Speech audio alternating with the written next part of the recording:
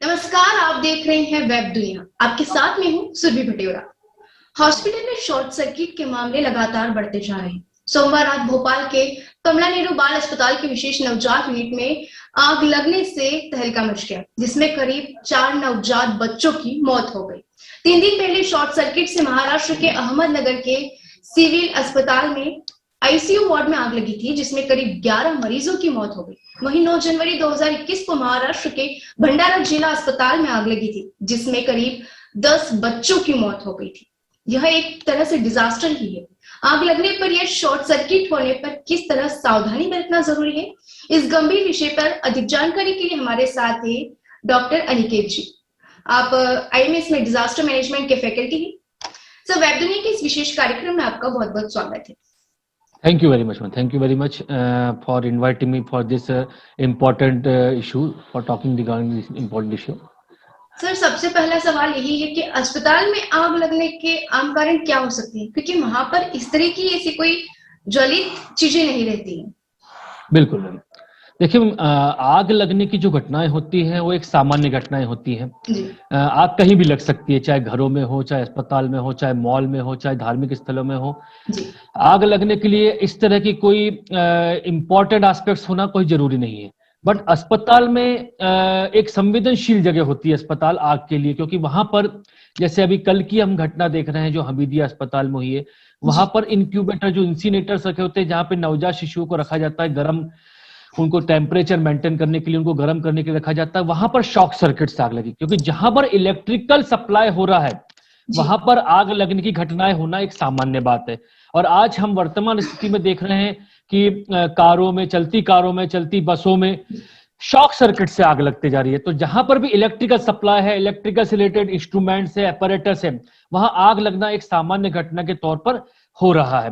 और अस्पताल में ये संभावना ज्यादा बढ़ जाती, क्योंकि वहां पर बहुत ज्यादा गैस के पाइप के कनेक्शन भी होते हैं, इलेक्ट्रिकल कनेक्शन भी होते हैं, और भी ऐसी कई ज्वलनशील केमिकल्स होते हैं जिनका अस्पतालों में उपयोग किया जाता है। इसलिए आग लगने की घटनाएं अस्पताल में भी एक सामान्य घटना की तरह हो सकती है।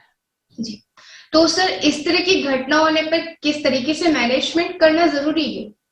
बिल्कुल मैम, देखिए सबसे पहले एक से इम्पोर्टेंट चीज ये है कि आग जो होती है मैम हमेशा ऑक्सीजन की उपस्थिति में जलती है, और यदि उसको ऑक्सीजन की सप्लाई लगातार मिलती रहेगी तो आग का जो तीव्रता है, आग की जो इंटेंसिटी है, फायर की जो इंटेंसिटी है, वो इंटेंसिटी हमेशा ज्यादा होती रहेगी। तो सबसे जरूरी ये चीज है कि जो भी हॉस्पिटल है, अस्पताल है, चाहे वो छोटे बच्चों का हो, चाहे वो मल्टी स्पेशलिटी हॉस्पिटल हो, वहां पर फायर सेफ्टी का एक इंपॉर्टेंट एस्पेक्ट होता है। क्योंकि ये दावा किया जाता है कि एनओसी ली है, परंतु आज जो मैंने खबर पढ़ी उसमें ये बताया गया कि जो कमला नेहरू अस्पताल में लगभग 15 वर्षों से फायर डिपार्टमेंट की एनओसी ली ही नहीं गई। मतलब वहां पर कभी ऑडिट करवाया नहीं गया कि फायर के लिए वो बिल्डिंग कितनी सेफ्टी है और कितनी ज्यादा सुरक्षित है।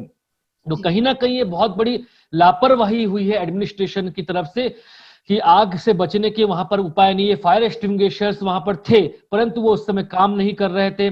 जो हाइड्रेंट लगे हुए थे फायर एक्सटिंग्विशर्स के रूप में, वो काम नहीं कर रहे थे। तो कहीं ना कहीं एक बड़ी घटना के रूप में हमारे सामने ये चीजें आ रही हैं। तो अस्पताल एक संवेदनशील जगह है, क्योंकि जब भी कोई आपदा आएगी, कोई भी डिजास्टर आएगा, तो सबसे पहले व्यक्ति जो है वो अस्पताल की तरफ ही जाएगा। यदि हॉस्पिटल उस डिजास्टर को मैनेज करने के लिए तैयार नहीं है तो उस डिजास्टर की इंटेंसिटी, उसकी तीव्रता और बढ़ जाएगी। इसलिए हॉस्पिटल में किसी भी प्रकार के डिजास्टर के मैनेजमेंट की सारी सुविधाएं और सारे अवेयरनेस होना बहुत जरूरी है।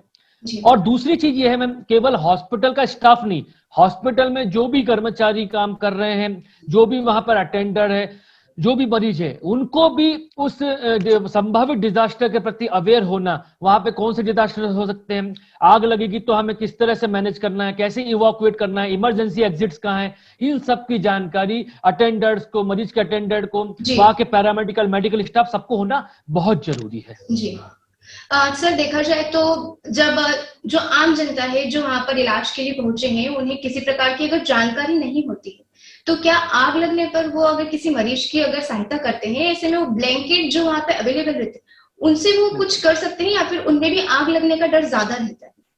हाँ मैम, देखिए सबसे इंपॉर्टेंट बात है कि हमें यह समझना जरूरी है कि जब आग लग रही है तो उसको बुझाने का प्रयास हमें कैसे करना है।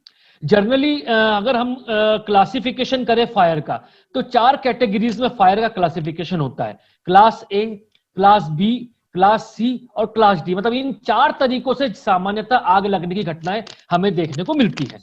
सबसे पहले अगर हम बात करें क्लास ए की, तो क्लास ए में जो फायर होती है वो लकड़ी में, कपड़ों में, रबड़ में, गट्टों में, जो रद्दियां पड़ी रहती है उसके द्वारा जो आग लगती है उसको हम क्लास ए श्रेणी में रखते हैं। उसके बाद में जो लिक्विड पेट्रोल है, केरोसिन है, एसिड्स है, सॉल्वेंट है, इनके द्वारा जो आग लगती है उनको क्लास बी में रखते हैं। इसके बाद जो गैस से आग लगती है, एलपीजी है, मीथेन है, लिक्विड पेट्रोलियम गैस है, सीएनजी है, पीएनजी है, मीथेन है, इनके द्वारा जो आग लगती है उनको क्लास सी में रखते हैं। और सारे मेटल्स, मतलब आप देख लीजिए मैग्नीशियम, जिंक, सोडियम, ये मेटल से जितनी भी आग लगती है उनको क्लास डी में रखते हैं। तो ये अलग अलग कैटेगरीज के कैरेक्टरिस्टिक्स होते हैं फायर के, तो इनको बुझाने के तरीके भी अलग अलग होते हैं। कई बार देखा है हमने कि अभी एक रिसेंटली सूरत की घटना हमने देखी थी, जहां मेन होल में बच्चे फटाके फोड़ रहे थे और वहां आग लग गई थी। तो वहां बहुत ज्यादा पानी डाला गया परंतु आग नहीं बुझी। तो हर आग पानी से बुझे ये जरूरी नहीं है। जैसे मैंने अभी आपको बताया 4 क्लासिफिकेशन होते हैं, तो उसी प्रकार फायर एक्सटिंग्विशर के भी क्लासिफिकेशन होते हैं। यदि क्लास ए फायर लगी, अगर लकड़ी से आग लगी है, रबड़ से आग लगी, गत्तों से आग लगी है, तो उसको बुझाने के लिए हमें water and dry chemical fire extinguisher का यूज करना चाहिए। यदि petrol, kerosene, acids and solvents, diesel से अगर आग लग रही है तो उसको बुझाने के लिए मैकेनिकल फोम और ड्राई केमिकल फायर एक्सटिंग्विशर का उपयोग करना चाहिए।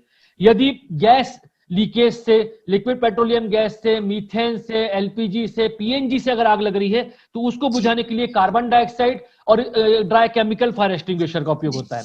और चौथी प्रकार की जो कैटेगरी है वो मेटल से जो आग लगती है, इलेक्ट्रिकल से जो आग लगती है, उसको बुझाने के लिए special chemical dry powder, ternary eutectic chloride, उसका प्रयोग किया जाता है।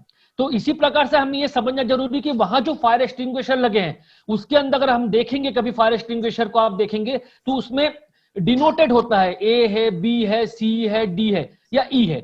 आजकल एक नया कैटेगरी और आ गया है जिसको इलेक्ट्रिकल फायर के लिए ई कैटेगरी में रखते हैं, जिसमें मैकेनिकल फोम, कार्बन डाइऑक्साइड और स्पेशल ड्राई केमिकल पाउडर से वो आग बुझाई जाती है जो इलेक्ट्रिकल से लगती है।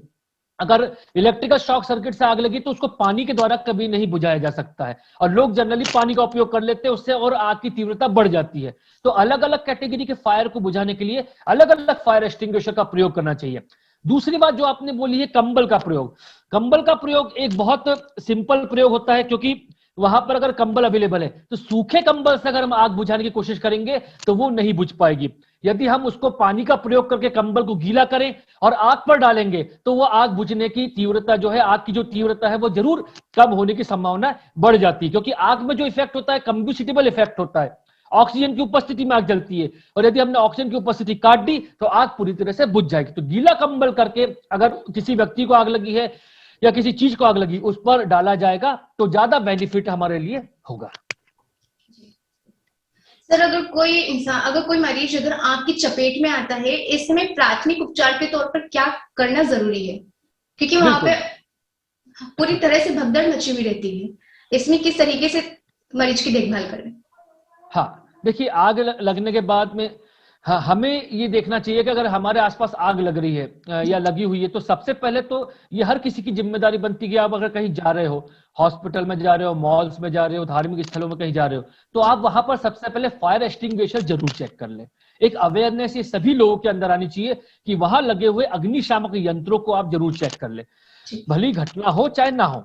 यदि आपने देखा कि कई बार क्या होता है, फायर एक्सटिंग्विशर तो लगाए रहते हैं परंतु उनकी डेट एक्सपायर हो जाती है, उनकी जो समय सीमा होती है, निर्धारित समय सीमा समाप्त हो जाती है, तो उसके बाद अगर हम उस फायर एक्सटिंग्विशर का यूज करेंगे तो वो और ज्यादा डिजास्टर को बढ़ा देते हैं।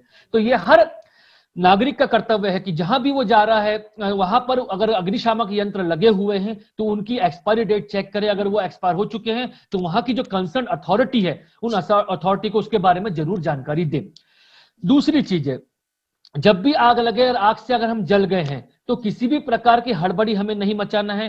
कभी हम लोग देखते हैं कि कई बार आग से हम लोग का कोई शरीर का अंग जल जाता है तो हम उसमें कभी चाय की पत्ती लगा देते हैं, कभी हल्दी लगा देते हैं, कभी टूथपेस्ट लगा देते हैं। इस तरह की चीजों का प्रयोग हमें कभी भी नहीं करना है। अगर आग लगी हुई है तो पहले गीला कंबल करके उसको, जहां पर भी आग लगी है वहां पर उसको ढकने का प्रयास जरूर करें, क्योंकि जो जली हुई त्वचा होती है, जला हुआ जो ऑर्गन होता है, उसमें ज्यादा संक्रमण होने की संभावना बढ़ जाती है। इसलिए हॉस्पिटल्स में हमेशा हम लोग देखते हैं बर्न यूनिट हमेशा अलग रहती है। सामान्य मरीज के साथ कभी भी जले हुए व्यक्ति को, बर्न यूनिट को कभी भी रखा नहीं जाता है। हमेशा उनको एक प्रोटेक्ट करके प्रोटेक्टिव एनवायरनमेंट में उनको रखा जाता है, क्योंकि इन्फेक्शन, संक्रमण होने का दर बहुत ज्यादा रहती है। तो हमें किसी भी ऐसी वस्तु का प्रयोग नहीं करना है, मिट्टी का, टूथपेस्ट का, चाय पत्ती का, हल्दी का, जिससे कि जले हुए भाग में संक्रमण की संभावनाएं बढ़ जाए। हमें तुरंत जो है उसको गीले कंबल या गीले कपड़े से लपेटकर प्राथमिक चिकित्सा के लिए नजदीकी अस्पताल में जाने का प्रयास करना चाहिए। जी सर, एक चीज ये भी कही जाती है कि जलने पर हाथों हाथ बर्फ भी लगा लेना चाहिए।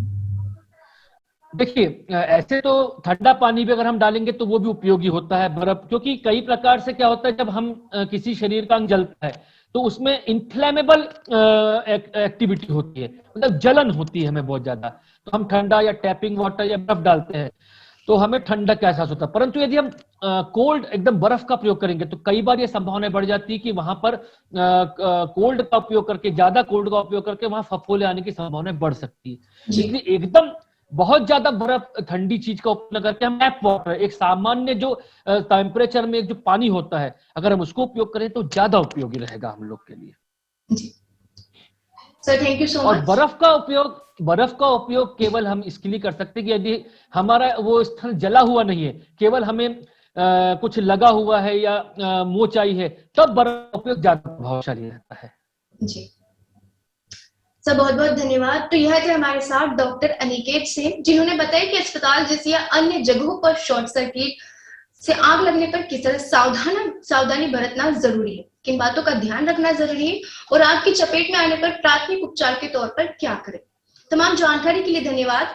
देश दुनिया की लेटेस्ट खबरों के लिए विजिट कीजिए webdunia.com।